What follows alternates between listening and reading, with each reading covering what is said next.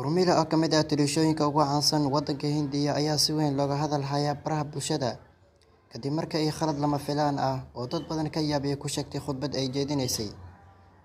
Muuqaalkeena arrintaas ayuu ku saabsan yahay. Fadlan intayna muuqaalkeena u guda garin ha ilaabin muuqaalka inaad la gaarayso siina share garayso si uu gaaraan dad badan oo arrintan ka inala. Kuna soo dhaw muuqaalkeena maanta.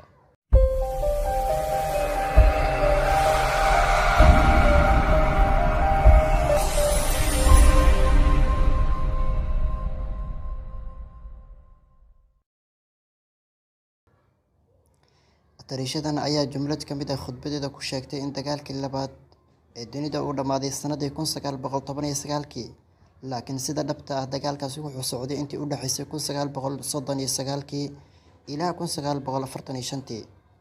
Muuqaal si aad u faafay oo ay barta Twitter ka soo gelisay shirkadda Uni ayay Urmila ku sheegtay in Britain ay ogayd kadib markii uu dhamaaday dagaalkii labaad ee dunida sanadii 1919 oo khalalaase ka taagnaa Hindiya si arrintaas wax looga qabtana ay gumaystay Britain soo jeediyay sharciga Rowlatt oo dhigay in dadka la tuhmo xabsiga lagu hayn karo muddo dheer iyadoo aan maxkamad la soo istaajin.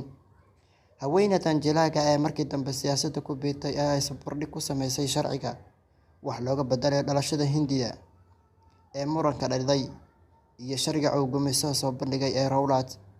Waxay intaas ku dartay in labada sharciba lagu xasuusan doono inay balmadow ka galaan taariikhda Hindiya. Dadka internetka isticmaala ayaa durba fahmay in Urmila ay khalad weyn ku dhawaaqday ayna tiri dagaalkii labaad ee adduunka halkii ay laga rabay inay tiraahdo dagaalkii koobaad ee adduunka.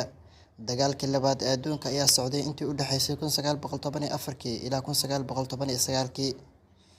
Qof ka mid ah dadka isticmaala Twitter-ka ayaa soo qoray sida laakiin Urmila dagaalkii labaad ee adduunka wuxuu dhamaaday 1939 sidii uu ku dhamaan karaa 1919 waxay u muuqataa in aqoontaadu badankeeda ku dhisan tahay jaamacadda WhatsApp-ka. Qaar kale oo ka mid ah dadka ay Urmila ku canaantay baraha bulshada ayaa sheegay in jilayaasha filimada Bollywood-ka ay marka ay khudbadaha jeedinayaan ay dadka soo hor istaagaan ayagoo wax ay jeedinayaan soo diyaarsan.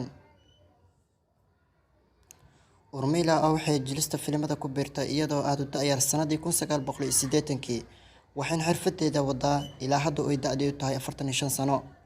Dhawaan waxay xirfadeeda u rogtay dhinaca siyaasadda iyadoo isku dayday inay kursi baarlamaan hesho. 27 bishii Maaj ee sanadii 2019 ayay ku biirtay xisbiga National Congress ee dalka Hindiya. Doorashadii sanadkaasi dhacday ayay ku tartantay kursiga baarlamaanka ee degmada waqooyiga ee Bombay laakiin way ku guuldareysatay. 7kii bishii September waxay iska caasishay xubnihii xisbiga ay markaasi ka tirsaneyd. Waad ku mahadsantahay daawashada muuqaalkan. Intaan muuqaalkii ku kulmi doona waxaan idinkaga tegayaa sidaas iyo nabadgelyo.